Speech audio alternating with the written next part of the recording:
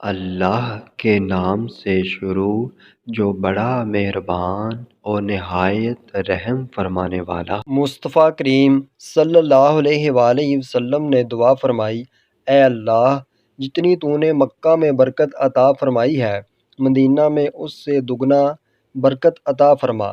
مذکورہ حدیث پاک میں اللہ کے آخری نبی محمد مصطفیٰ صلی اللہ علیہ وآلہ وسلم نے برکت کی دعا فرمائی ہے۔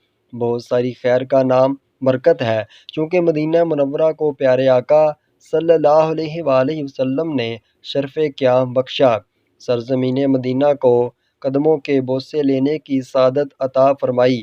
ان سعادتوں سے فیض یاب ہو کر شہر مدینہ نے عظمت و رفعت پائی۔ آپ صلی اللہ علیہ وآلہ وسلم کی دعا سے اس مبارک شہر کو اتنی برکت میسر آئی کہ مدینے میں رہنا عافیت کی علامت اور مدینے میں مرنا شفاعت مصطفیٰ کی ضمانت قرار پایا۔